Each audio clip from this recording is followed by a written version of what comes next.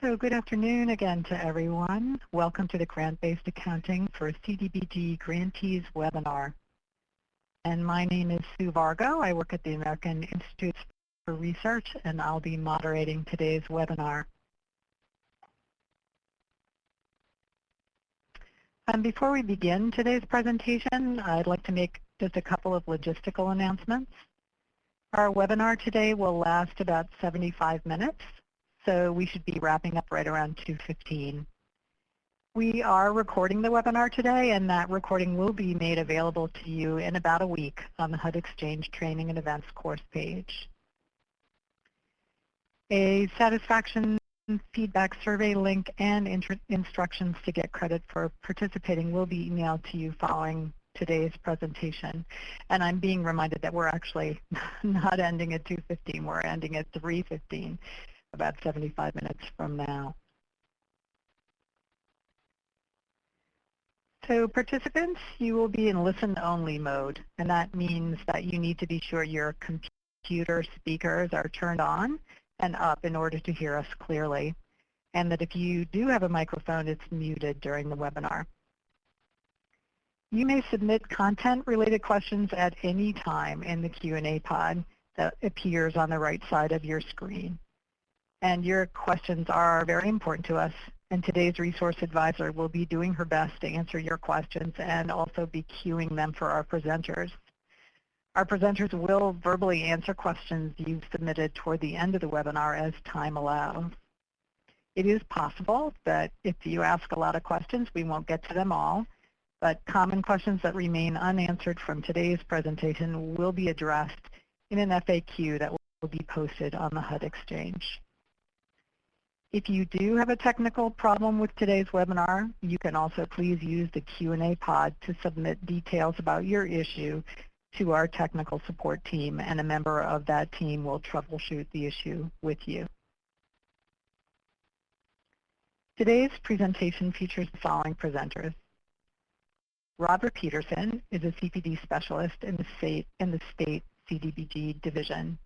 He has expertise with program data analysis and IDIS development and enhancement. And Diane Lobasa is a senior advisor in the Office of Block Grant Assistance. She has expertise in a variety of program office activities, including technical assistance and grantee training activities. So now I'd like to turn it over to Diane to begin the presentation. Good morning, everyone. Thank you so much, Sue. Robert and I look forward to giving you an overview of grant-based accounting. We'd like to start out with probably two of your most critical questions. What is grant-based accounting, and why are we making the change, and why now? So to begin, grant-based accounting is simply matching activity funding and draws to a specific grant year. Prior to this year, fiscal 2015, activity funding and draws use the FIFO method, the first in, first out method. Many of our CDBG grantees already track funds in their local systems in a grant-based method, but IDIS did not up until recently track funds using this method. But why, and why right now? Bottom line is that the Office of Inspector General determined that CPD formula grant accounting using the FIFO financial statements. We have some background noise. Can you put the lines on mute, please? Folks should just remember to improve our audio that they should be listening on their computers only. If you're listening over the phone at the same time, you could be complicating things for us. So try to use your computer speakers only. Thanks. Okay. I'm going to try to pick up. Thank you so much for your patience, everyone. So as I was saying, why we're moving to grant-based accounting is basically OIG determined that CPD's formula grant accounting FIFO did not comply with accounting principles, resulting in misstatements on the financial statements. In order to this material weakness, HUD was required to modify IDIS to move from FIFO to a grant-based accounting. And we're going to talk about all the details next. All right, thank you. It sounds like the issue has finally been resolved. Okay, so this is our outline for how we're going to conduct the presentation today. We're going to talk about the items. You see the tabs on the top of the slide. If you want to know at any point in the presentation where we are, you can look across the top. So first thing we're going to talk about is the FIFO funding sources. We are next going to talk about the accounting funding sources. We're going to spend a little bit of time on the activity funding juggle. How'd you guys? Funding sources. Hey, we need all 794 of you to mute your phones now, please.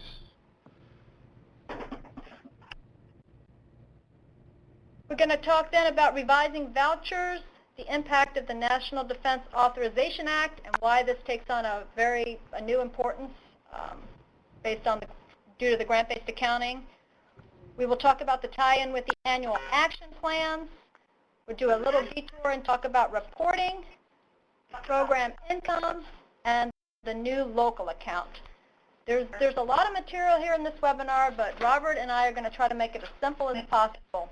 And again, as you're watching the presentation, you can watch the tabs across the top of the screen to see what part we are in the presentation. And thank you, everyone, for muting your lines, and we look forward to going forward. Thanks.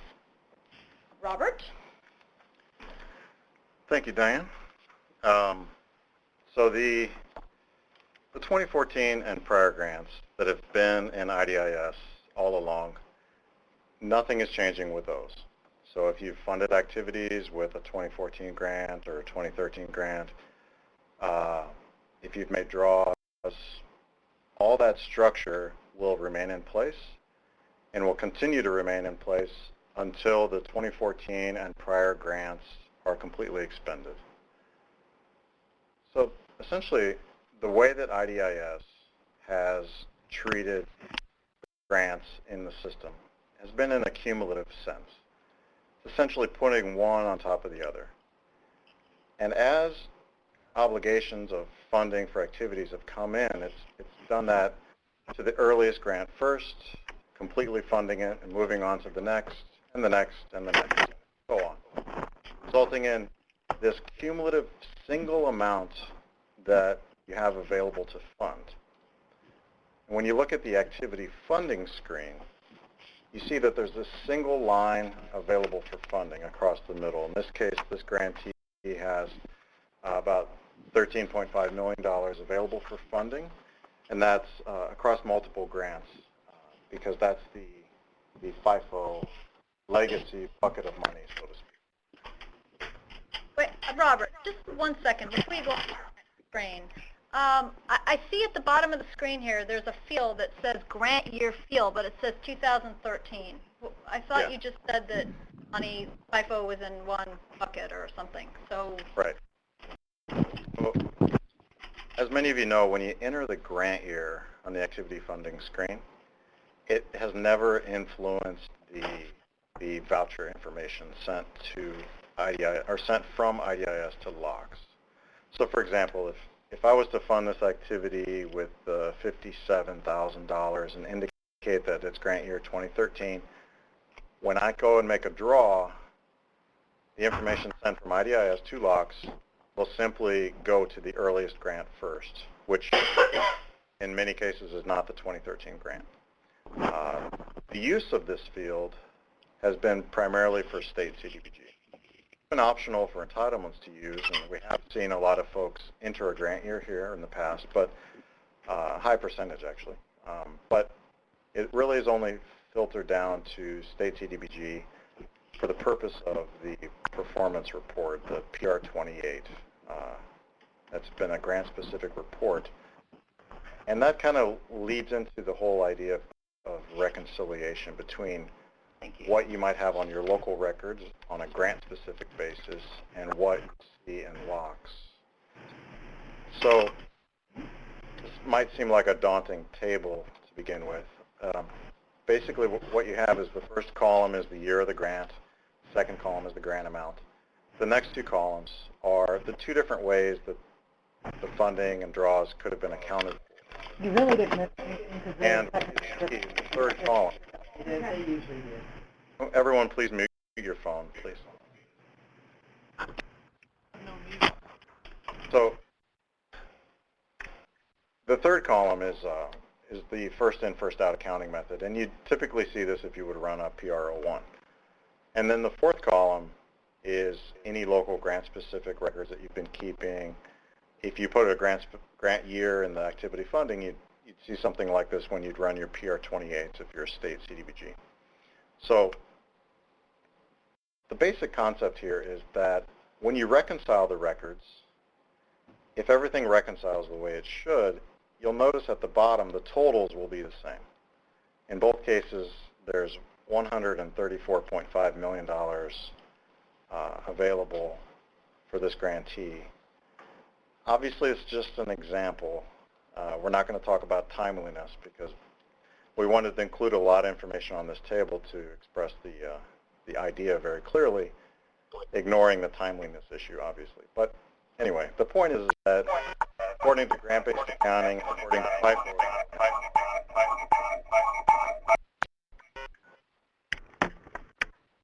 all the totals are equal.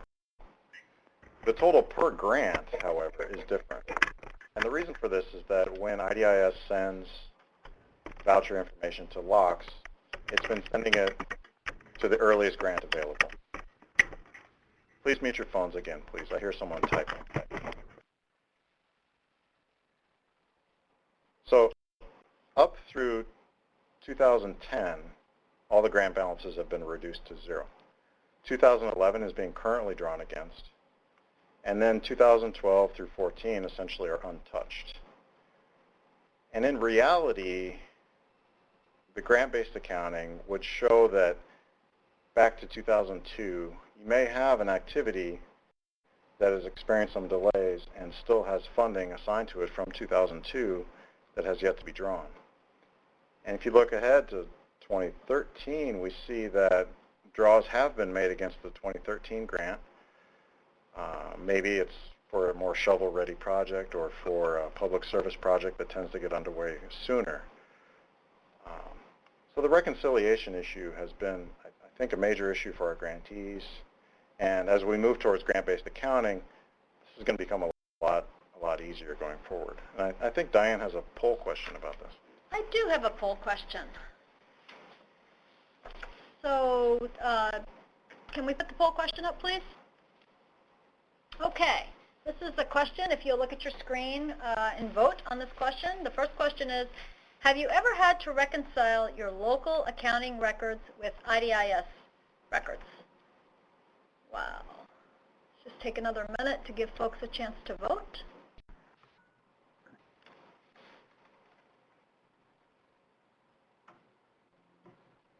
Okay. Okay, thank you. Wow, Robert, take a look at those numbers. It's pretty, that confirms what we Yep. suspected. Yep. Okay, fantastic. All right, so hopefully these changes will make things a little easier for our grantees. Yes. And do we have a Yes, follow-up question? yes, we do have a follow-up question. Thank you. The next question, if we put up the next question, could you describe your local accounting method for CDBG funds? The first choice is grant-specific funds. Second choice is single multi-year fund, not grant-specific. Multi-year fund by use category, other, or not really sure. If you can just take a second and vote for us. And just to reiterate, this isn't what IDIS does. This is what your local books would show. Right, right. Wow. All right. That's pretty much what we hoped for. Yeah, no, that's fantastic. So as we move to grant-based accounting, this is going to match up a lot easier with your local records. It's going to make reconciliation a thing of the past. So that's And this great is good news. Yeah. This is really good news. Great. Okay. All right. So let's move back to the presentation slides. Great. So to continue on a little bit more about FIFO, before we talk about the transition, I just want to point out that the way this essentially works is you have this single amount available to fund, and you also have a single amount available to draw from. And as you made draws, like we said, those draws would be applied to the earliest grant available, reducing it down to 0 and moving on to the next grant. And that single amount available to draw would be seen on the draw screen when you create a voucher. In this case, there's $24,000 available to draw from for this activity. Now, as we switch over to grant-based accounting, like I said, everything for 2014 and prior grants will remain in place. And the new functionality will begin with the 2015 grants going forward. So if you've already got your grant money for 2015, you probably have seen some of this already. And we tried to do our best to use the existing functionality and make it really intuitive for everyone so that it wasn't a major transition. And as I mentioned, we kept the existing sort of legacy FIFO bucket in place. And what we've done is called it the pre-2015 funding source. Now, the 15 grant will be a separate source, the 16 grant will be a separate source, and so on. And the way this will look on the activity funding screen is that each source will be a separate line. So there'll be an available for funding amount for each item. And as you can see in this one, the pre-2015, that's the FIFO legacy bucket, has about $10.4 million available. If I fund an activity with that source, the pre-2015 source, I can indicate the grant year as before. Again, that doesn't influence the voucher being sent to locks because it still does function on a FIFO basis. I can also add grant year funding from the 2015 grant to this activity. There's $20.4 million available. I'm funding this activity with $2,000 of that grant, and that is grant specific. When I later submit a voucher for that amount, it will go to the 2015 grant in locks.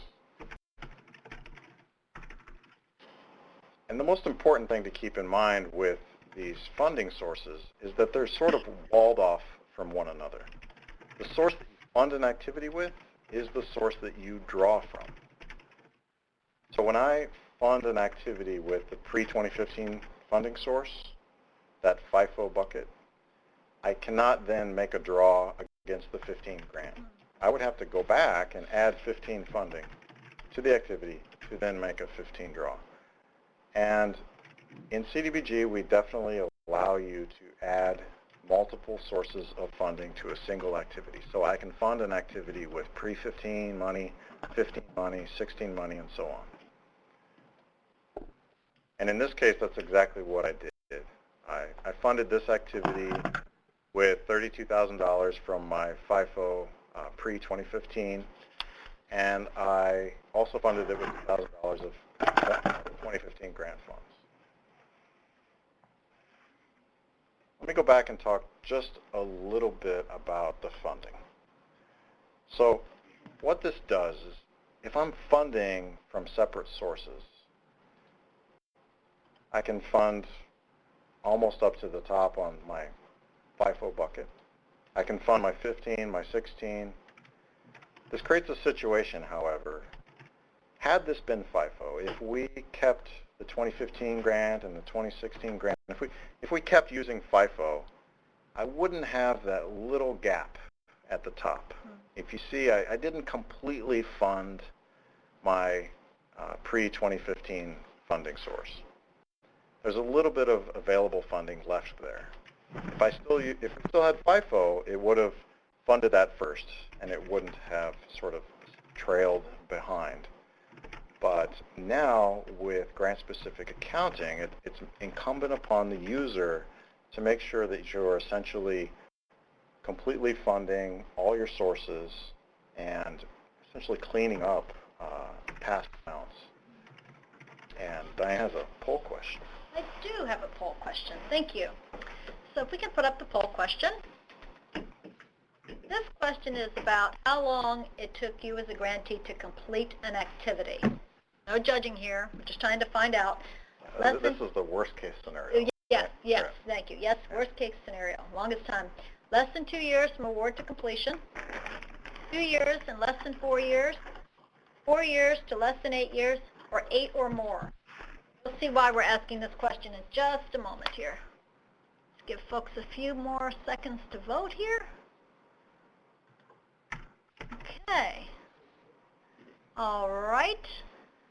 So Robert, some of our fears about 8 years or more did not come true, which is good news when you know what Robert has to say next. But yeah, either people, you know, you didn't take the no judgment to heart, that we really wanted your honest opinion, or this is in fact really encouraging news. So yes. I think it is definitely encouraging news that that those worst case scenarios that you've dealt with have essentially been in, the majority of those have been in that 2 to 4 year range. We could go back to the presentation now. Thank you. So I'm going to introduce a concept called the activity funding juggle. And I can only juggle 3 balls at once, so we only have 3 funding sources on the screen. What this essentially does, it's a transactional thing that you can do now. What you would do is, if you had funding on an activity that was from the 2016 grant, but you had available funding that was left behind on that pre-2015, the FIFO. What I could do is I could edit my activity that has the 2016 funding and change that so that it's FIFO funding instead. And then that will move my available for funding amount over to my 2016 grant, because I've reduced the amount of funding for 2016 and increased the amount of funding for the 2014 and prior, that FIFO bucket. And this will become important, an important tool in your tool belt as we start to talk about revising vouchers, as we talk about the National Defense Authorization Act, as we talk about action plans. So first, let me talk about revising vouchers. Now, as you may recall, I recently mentioned that the source you fund an activity with is the source you can draw from. You can't draw from a source that you didn't fund the activity with. If you revise a voucher, you can only revise a voucher from the source that it originally came from. So I cannot revise a voucher essentially across these walls. If I have an activity funded with 2015 and I make a draw against that 2015 activity, and now I realize that that was erroneous draw and I need to revise it over to an activity that was funded with 2016 money, I can't do that because they're not funded with the same source. Well, wait, can I interrupt you for a second? Sure. So what if the grant is fully funded? What do we do then? Double click up. So if we could have folks mute again. Thank you very much. I got to admit, that's a great accomplishment to get 856 people to mute their phone. So if it's fully funded, Diane has obviously seen my slides.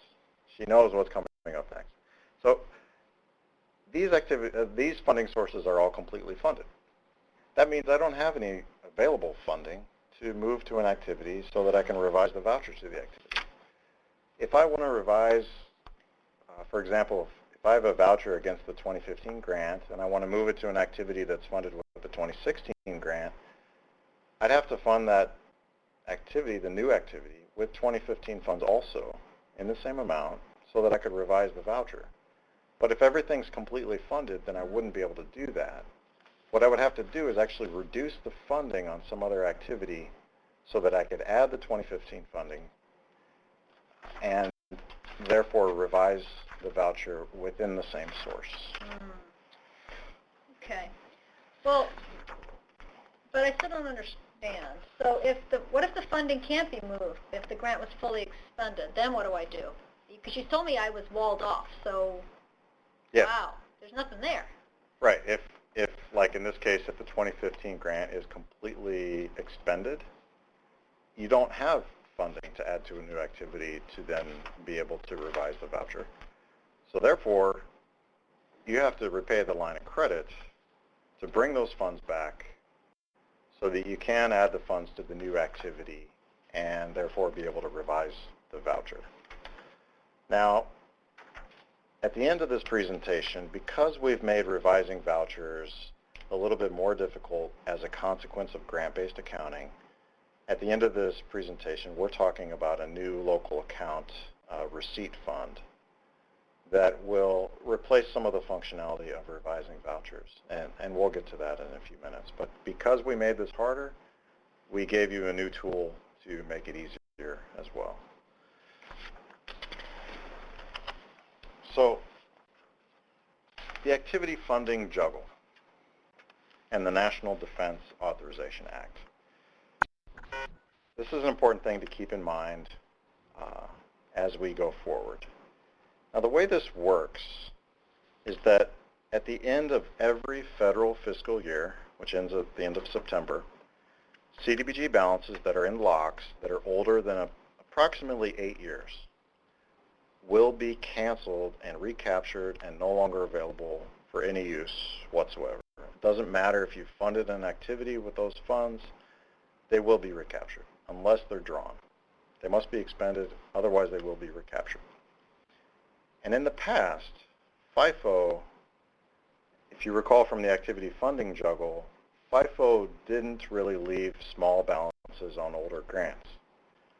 As we move to grant-based accounting, as a user, you have to be diligent about completely using those older funds because they will sort of remain behind. And the dates for this, I said approximately 8 years. So the way it works is that the first year in which Congress appropriates the funds is year 1. You count that as 1. And then Congress in their Appropriations Act gives HUD an obligation period typically of 3 years. It can change, but it's almost always been 3 years. And then the National Defense Authorization Act says at the end of the 5th fiscal year after that. So the 2014 grant, let's take that as an example. I'm going to count on my fingers. So you count 14 as 1, 15, 16, 17, 18, 19, 20, 21. That's 8 years. So at the end of September of 2021, if there's any money left on the 2014 grant, it will be recaptured by the Treasury.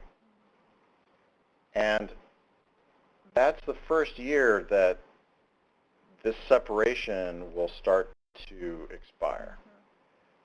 You're not going to really see it in 2018 or 2019. That's on the slides. But you're not going to have, most likely, in 2021 or in 2020, you're not going to have more than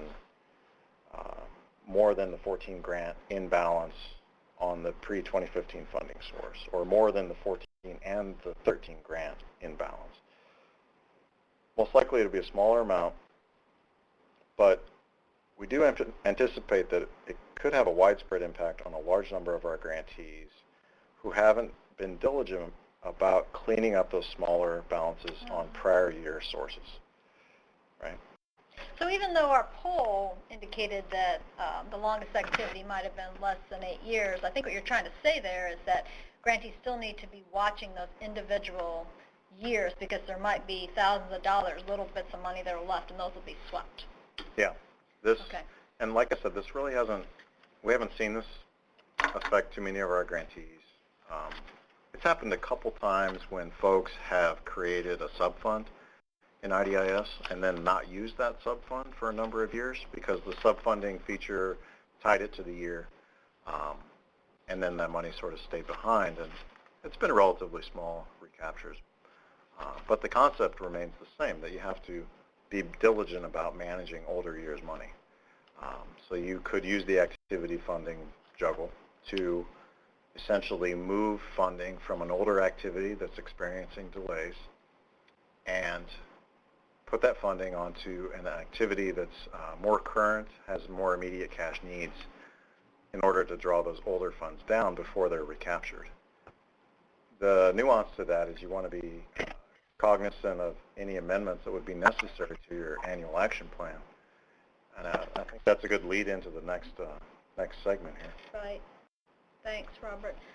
Okay, so the activity funding juggle and the annual action plan. Now, grant-based accounting will help us reinforce the link between funding projects and activities within any annual action plan year. Funding and draws are tied to the individual grant.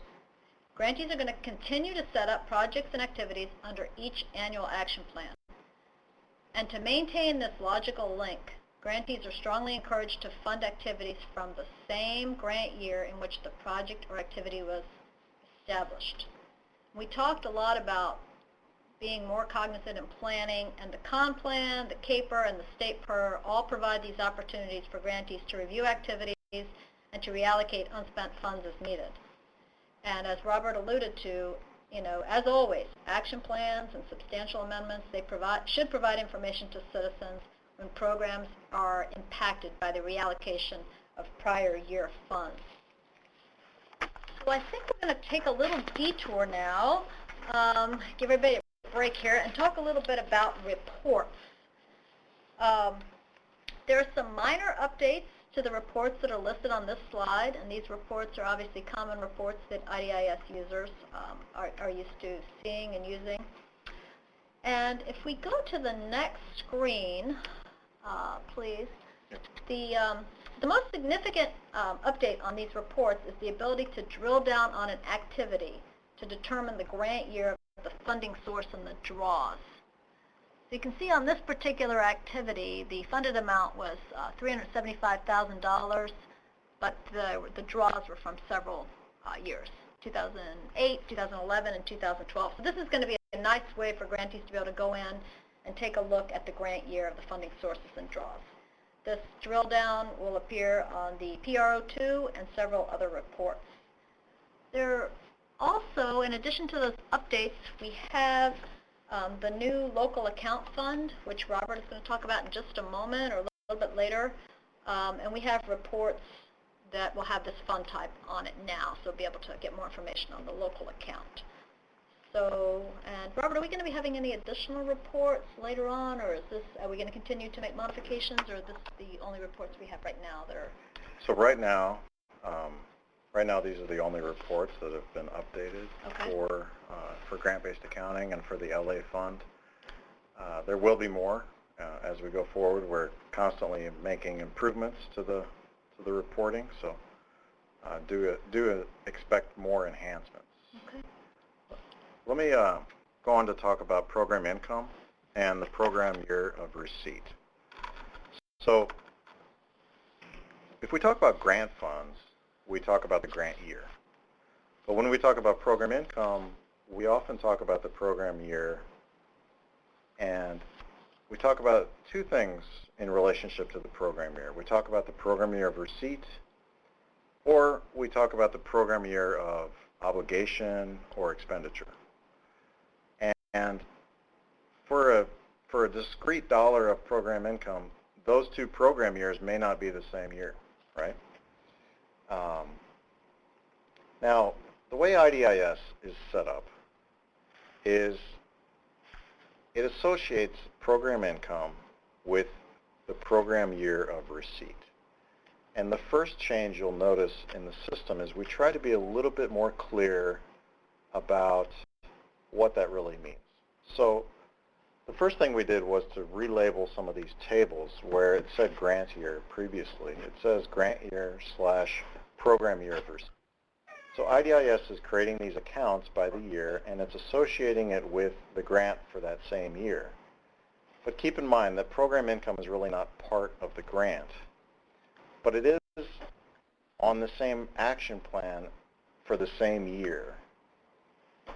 And I think this is the relationship that confuses a lot of people about program income, is that while they're on the same action plan as an available resource for that year, program income is delineated out by year. It's either received in that year or obligated or expended in that year, and the year ends. But the annual grant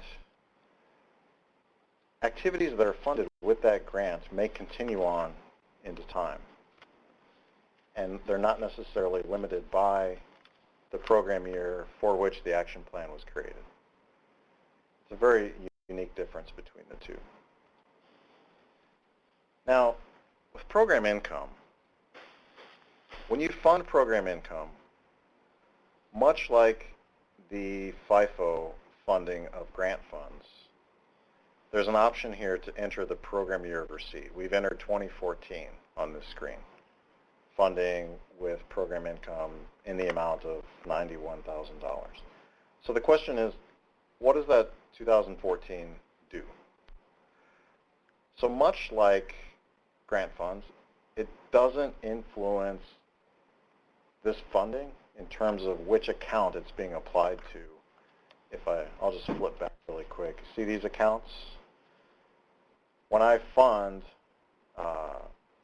against that 2014 grant or 2014 program year of receipt, it's going to go towards these accounts on a FIFO basis. It's not going to be committed to the one that I'm indicating on this screen.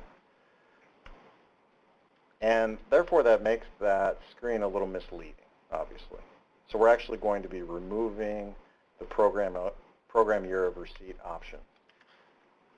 Not because it isn't necessarily important, but what is more important is the program year in which you're obligating or expending your funds.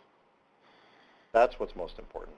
And we're capturing that by the timestamp of when you fund and when you expend.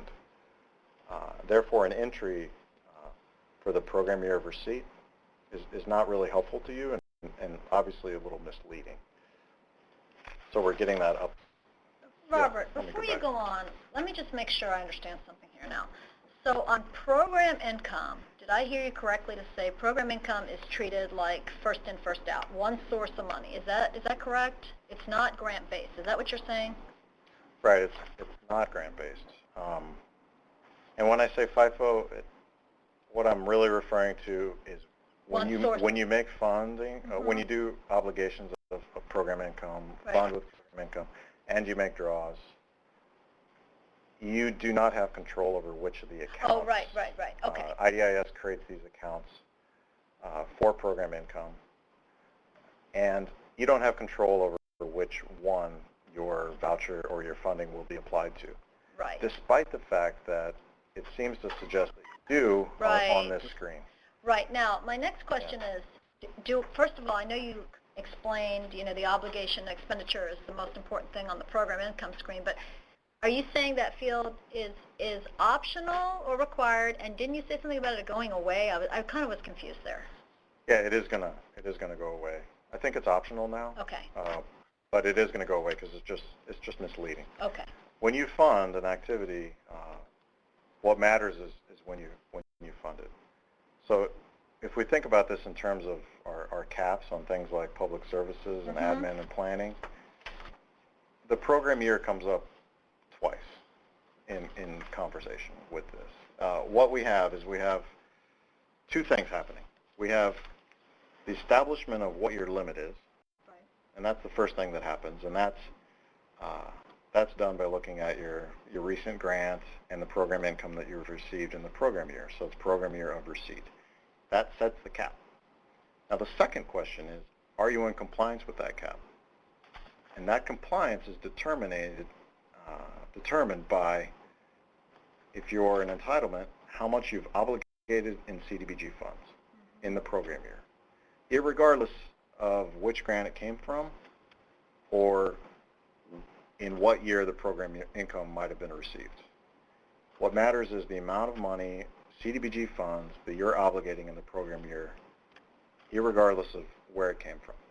For state CDBG, it's expenditures. Same thing. Doesn't matter, it's CDBG funds. Whatever grant or whatever year that money came in as program income, it doesn't matter. What matters is you're making obligation or an expenditure of CDBG funds in the current program year. Are you compliant with the cap? And the cap was set by the year of receipt, and that's a very confusing concept for people because the program year of receipt and the program year of obligation and expenditure may not be the same program year for a discrete amount of money. Right. Okay. So, All right, thanks. yep. Let me talk a little bit more about the other program income fund types, which are RL and SF, revolving loans and state funds. If you're an entitlement, you wouldn't be familiar with state funds. That's for state CDBG. And the way this essentially works is that it looks a lot like the grant-based screens. The funding is set up right now such that it looks a lot like when you're funding with EN funds. We're updating this currently so that it works just like the PI screen, so that there'll be one single line. It won't be divided out like this going forward. So we're making that update in the next release. But the same concept. It's PI, RL, SF. It's all considered program income.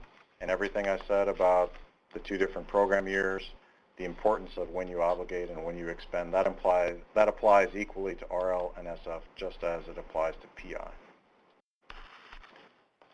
Let me talk a little bit about our new function, local account repayments. I mentioned this earlier as sort of our way to make your lives easier because we made your lives a little harder in terms of revising vouchers. So this new functionality will represent when you make local account repayments. Particularly for activities that have disallowed costs. You're going to use this when HUD tells you to use this. Unlike program income, when you receive program income, you receipt it, you create a receipt. Local accounts, you'll be creating receipts as well, but it's to be used when you're making a repayment for a disallowed cost under the direction of HUD. Okay, it looks like we have a question for all of you. Could you put up the poll question, please? All right. Roughly, in total, how much have you repaid to a local program account in the past 5 years due to disallowed costs? Take another moment. Lots of zeros. Wow. I'm liking it. Yeah, me too. Okay, I think we have enough votes here. Wow, looks like 74% of our grantees say all their activities are eligible and meet a national objective. Fantastic. Yeah. Excellent. Looks like we had 8 folks paying back in the range of $1 to $5 million, though. So. Okay. So we'll tell everyone about the local Yeah. account anyway. So anyway, the local account, the folks that have made repayments to a local account, not the line of credit, but to a local account, if you've done this in the past, you've probably, if I could pull the slides up, you've probably done this and reported it in IDIS by revising vouchers. And as we said, we've made revising vouchers a little more difficult. So you're not going to use revising vouchers anymore to represent local account repayments. Let me repeat that one more time. You will not use revising vouchers to represent local account repayments. What you're going to do is you're going to add a receipt. Pretty straightforward. You click Add Receipt, click Formula Grant Receipt, and the program is, can we have everyone mute their phones one more time, please? Thank you. In the receipt field, you'll enter CDBG, the program year, the source. You'll select LA, the grant-specific repayment to local account, as the fund type. You'll enter the activity number for the disallowed cost that you're repaying. When you do that, it will show you the grant funds that have been drawn for this activity.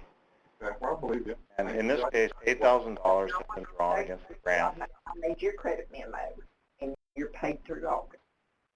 I was wanting that. Yeah, we can hear your conversation. Yeah, this goes all the way back, so let me, I don't need all that. If you can just target May to July, I appreciate that. May to July, we can hear your conversation. All right. So in this case, I'm going to repay the full amount that's been drawn against the 2013 grant, the $8,000. Come on down there, I gotta. I'll create a receipt for the $8,000, and then that funding will be available to me to fund other activities with. I'm not going to cancel the vouchers for that activity, that I repaid, number 5724. I'm going to leave those vouchers in place, and I'm going to cancel the activity withdrawals. I don't know. I'll call you though, maybe tomorrow night. Hey, maybe I'll call you tomorrow night. Maybe early in the morning, we'll figure something Or maybe early in the morning. Please mute your phone.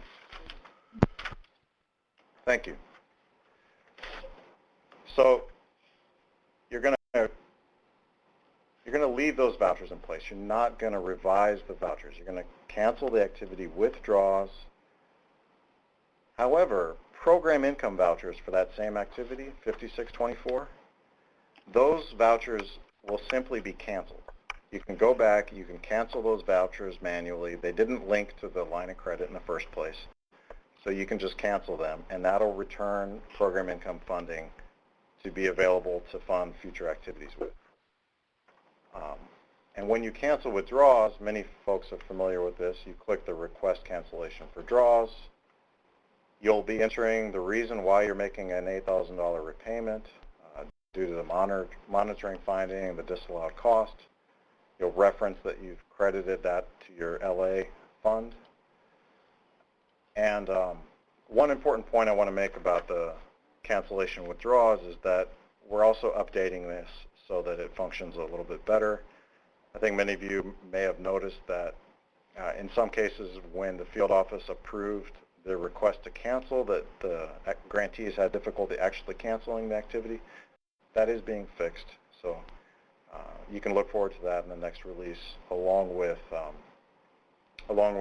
some of the other updates that we mentioned.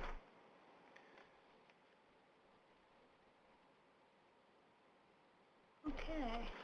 All right, Robert, thank you so much. I'm just going to give a little bit of a recap for our grantees, and then I have a few questions for you, and then as time permits, we'll see what questions our grantees have. So today we discussed a lot of material, but really most of it is intuitive, matching the year of the source year of the funds with its use. As a reminder, the FIFO sources of money, all fund sources, fiscal year 2014 and prior, cumulative balances of unexpended funds. Grant-based accounting source, 2015 and subsequent years. The source you fund is the source you draw from, period. Needed to match the funds, match the items together. The funding juggle we talked about, revising activity funding to use a different source year, for example, using the FIFO bucket, and information on what to do if funds are fully expended from the source or from all sources. We talked a little bit about the National Defense Authorization Act and why this takes on a new importance with grant-based accounting, and we're happy to see that most of our grantees complete their activities within 2 to 4 years, it seems like. But just a reminder to keep an eye on all the sources of money so that, little pockets of money are not swept. Impact on the annual action plan, and a reminder to just plan, review, make the logical linkages between the grant, the action plan, the project, the activities, and the draws. Fund activities from the same grant year as the action plan. Reports, what is new? The biggest change is the ability to drill down to activity funding and draws by year, and the fact that we have the local account fund type on the reports. Program income, revolving loan, and state fund. Program income, as a reminder, is treated somewhat like the FIFO, one category bucket of money. Revolving loan and state funds are treated as grant-based for now, but this will change going forward. And an overview of the local account. And the bottom line is grant-based accounting looks a little different. It'll be a little different at first, but in the long run, it will greatly help grantees better track activity funding. And as we heard from the beginning, Robert, a lot of our grantees are doing these reconciliations, so this should really help our grantees, right? Absolutely. It was encouraging simultaneously encouraging and discouraging to see how many have had to do reconciliation. Exactly. But the encouraging part is that going forward with grant-based accounting, those reconciliations will be made much easier. Okay, Robert, I have a couple of questions for you that hopefully you can answer here. So for our grantees out there, what is the most important thing that our grantees need to know right now, today? Taking into account everything you talked about, what do our grantees really need to know? Well, I think the most important thing is that the functionality is in place. When your 2015 grant comes in, you will see that it is a separate line for funding, a separate line for draws, and the consequence of that is that revising vouchers has changed. Maybe consider how you plan going forward for 2021 when the effects of the National Defense Authorization Act will really be felt the most, I think, by all of our grantees. But I think for the most part, it's just encouraging news that it'll be easier to reconcile your accounting records going forward. There needs to be like a planning process in place, though, right? To be watching every year going forward. I mean, that's kind of my takeaway that I took from your presentation, that just need to really be watching each specific year, the balances that are left on those accounts. Right. Okay. So next question I have is, how do grantees access small balances on prior year funds? So you said we could use 2 buckets of money to fund an activity, right? Yeah, you can use more than one funding source to fund an activity. So if there's a small amount of funds available on an earlier funding source, such as the FIFO legacy bucket, the pre-2015 funding source, you can definitely add that to an activity, right? Anytime you're using funding for an activity that maybe is under a different project, which is under a different action plan than what that year's grant was intended for, then the question is an annual action plan amendment necessary? The next question is it substantial? So, and just keep that in mind. Okay. Can you remind us again, or tell us what IDIS reports are available to view funds that are available by year, like a yearly report? So the PRO1 is really the report that has the grants and their balances. And if you recall, unfortunately I don't want to flip back to the screen because of the number of slides, but there was a table that I showed early on, and really that third row was the balances according to the reconciliation. Yeah, right? Yeah. So that's really what the PRO1 looks like now.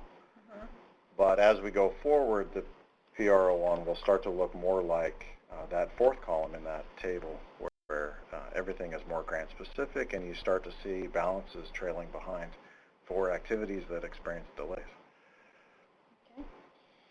You talked a lot about this local account instead of the Treasury line of credit. How does a grantee know whether to repay the Treasury account or the local account? How do they know what to do?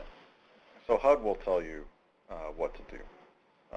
If you have a disallowed cost as a result of monitoring or finding, even if it's monitoring that you yourself have engaged in and discovered a disallowed cost with one of your subrecipients, or if you're a state with one of your local governments, definitely talk to HUD about how that money should be repaid, and the decision about repaying it to the line of credit or repaying it to the local account will be made by HUD. So what about timeliness overall? On the entitlement side, the timely expenditure regulatory requirement, on the state side, timely distribution. Do these grant-based accounting and the National Defense Authorization Act, do these have any impact on timeliness overall? So timeliness is essentially the way timeliness is calculated. It's looking at, for entitlements, it's looking at the balance across all grants. So it's not specific to any one grant. So for entitlements, at the end of 60 days prior to the end of the current program year, the question is, what do you have on balance? And that question will be across any grants. So is your balance in the Treasury account, your program account on the line of credit, is that 1.5 times your most current grant amount? And if it is, you're out of compliance, but it's not grant specific. Okay. I have a few more, and it looks like we're having some questions come in, so let me just... Yeah, we have someone helping us sort through all your great questions here. Have we received a lot of questions? I think, so some of the questions that you've asked have been confused, or have been... covered already? Okay. Yeah, have been covered here. Okay. And again, we'll be reviewing all the questions coming in. We do have folks helping us sort through the questions. There's 840 some of you, so we're not going to be able to get to all of them on the call. And the most common questions will go into an FAQ document that will be posted. I have a few more. Yeah, I have a few more. Yeah, let's keep going. Okay. All right. So, okay, just to go back to this program income issue, because it's still a little bit confusing to me. So program income, why are we still continuing to deal with this in what I'm calling a FIFO manner? It just seems like this is making things more complicated. Let me make sure I understand. It is dealt with kind of like FIFO, program income. Well, again, it's when you, in the case of PI, when you fund and when you make a draw, you don't need to go back and look at the accounts page. I was just demonstrating to folks that IDIS on the back end, it does separate out according to the program year of receipt, but in reality, you don't need that information. What you need to know is that you're using program income first, ahead of grant funds, and you need to know that what you're using it for isn't exceeding a cap, and the way you know that is based on the amount of money that you're obligating in a given program year, the amount of money of all your CDBG funds that you're obligating in a given program year. So to be looking back at the accounts page to look at the year in which you received these funds is a little misleading. So I wanted to point out that it was misleading. I hope I didn't confuse too many people. We have a question here from Alfredo Gutierrez. He said that he wanted to verify that when he uses 3 separate grant funds on one activity, that we'll be creating 3 vouchers, one for each grant. And that is true. That is true. You would be submitting vouchers to each grant separately. And a question from Michelle Pavano. Are regulations or some kind of guidance going to be released regarding programmatic changes? We do have a grant-based accounting page on our HUD Exchange website. That'll be shown to you at the end of the presentation. Yes, and also on that, thank you for raising that question, because just this week, hopefully, if you're on the HUD Exchange, the listserv, we did release on the entire grant-based accounting page. We have an overview fact sheet. There's a matrix table that compares the changes of all the formula programs, so you can see what the changes are holistically for all the CPD programs. And then we also have our CDBG specific guidance, which has, I think about 10 or 12 pages that goes into depth more than what Robert talked about here. And we are also updating our IDIS manual. So that should be posted, as soon as we get done with it. So yes, we're continuing to add to that page, and as new materials are posted, if you have signed up for the listserv, you'll have notification when the new materials are posted. Okay, Robert, I have another question about, can we go back to program income? I'm sorry, I'm really hung up on this. Okay, so can a grantee draw against the PI fund type, even if the activity was not funded with PI? Yes. So the way that works is that, as many of you know, you have to draw against program income ahead of grant funds. It's considered cash on hand, so you use it before you make a draw against the Treasury. And in IDIS, we've encouraged folks to do this by a little widget called the auto adjust function. So when you fund an activity with just grant funds, then you go to make a draw. If you have PI available, it shows it to you. So you can make the draw from PI instead of making it from your grant funds. When you do that, it automatically adds the PI as funding to the activity in the amount of the draw, and then it also decreases the amount of grant funding for the activity by the same amount, so that the activity is still funded in total for the same total, but you've replaced PI funding for EN funding automatically. Now, when we separated out the sources, it threw a little hitch into this. So what I mean is that if I have 2015 money on an activity and 2016 money on an activity, and I have PI available to draw, when I go to make a draw and I choose to use PI instead, because I have that cash on hand, I should be using it first. When I do that, the question is which grant has its funding replaced automatically for me? We decided to have the 2016 grant funding, the most current grant, be the funding that gets replaced by the PI funding. Now the reason we did that is because it leaves the 15 money funded on your activity. What we're trying to do is encourage folks to clean up prior year's balances. So by leaving the 15 funding in place and having the PI draw reduce the 16 funding instead, that that 2015 funding is still on the activity, and that's what you're going to be making a draw from when you make a draw against grant funds. And that'll bring down that earlier balance first. So to answer your question, yes.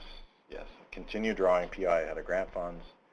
If you don't like the way that we, according to whatever action plan issues or other cash management issues you may have locally, if you don't like the way that we automatically set up the auto adjust function for PI, you can always just fund the activity with PI and make a draw against PI. But we did try to make it easier for folks to be aware that they had cash on hand and that they should be using it ahead of grant funds. We had a question here from Vincent Lopez.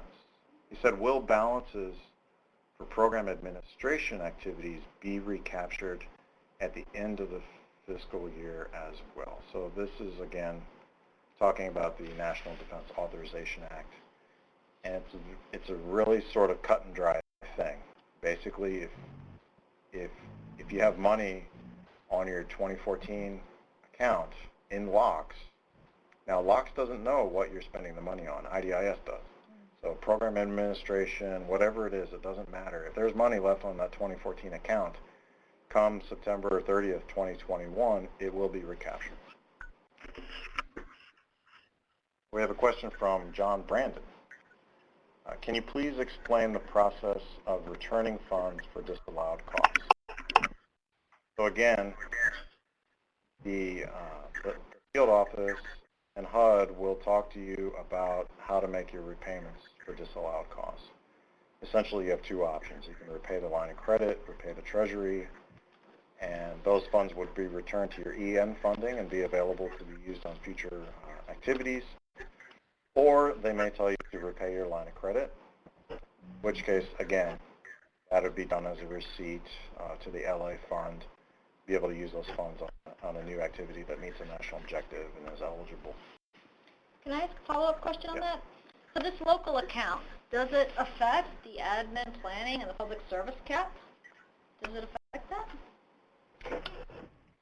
So those caps are calculated based on your most recent grant plus program income that you received during the program year. And because the LA account represents a repayment of grant funds, we don't count it twice. Okay. When you got those grant funds the first time, that is what contributed to your cap. If you make a repayment, to the LA fund, it doesn't increase your cap for that year. Okay. But keep in mind that when you expend funds, any funds, that are expended, any CDBG funds, whether they be in the LA fund or some prior year grant or program income, any CDBG funds that are spent in a year or obligated in a year are subject to the cap for that year. So it doesn't, you don't get an extra bump by creating an LA receipt. I got it. Yeah. Okay. Do we have other questions? Because I only have about 2 more questions. Yeah, well, Sheila Dravis asks, when the EN fund is reduced, where does it show up? In a unprogrammed available to commit column. That's exactly right. It returns to your available to fund balance. So you can add that funding to a new activity. If you reduce the funding for the 2015 source, then you can add that 2015 source to another activity. And when you reduce the funding for the pre-2015, the FIFO bucket, again, that same available for funding amount will show up to add to new activities. Okay, I have another question. Does grant-based accounting, does that affect the PR26 report? No, not really. As we mentioned, the caps are still calculated the same way. We are adding an additional feature to the PR26 report that will be a summary of the grant, activity summary by grant, I believe is the title of that section.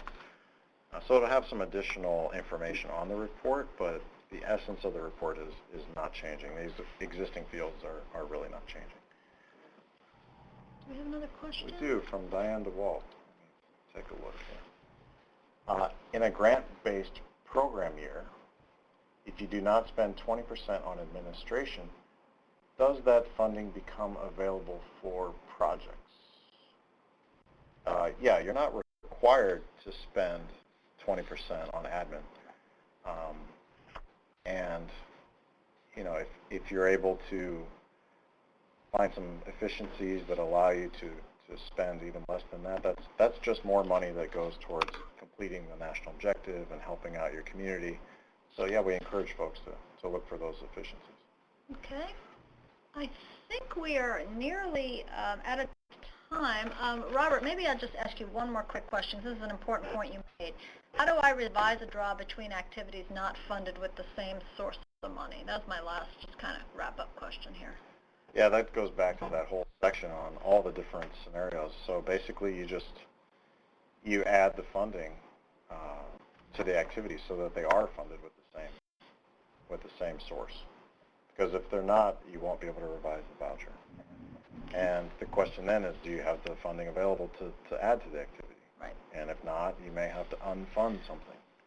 And then not only if you don't have the funding available, but the funding is completely expended, then we're now talking about a repayment to the line of credit, and then that funding would be used for the new activity. So. Thanks.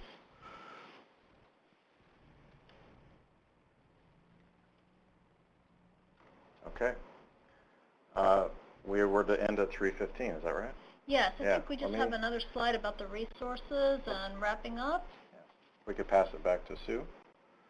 All right. Well, thank you very much, Robert and Diane, and thanks everyone for taking the time to attend today's webinar and for your diligence in muting those phone lines.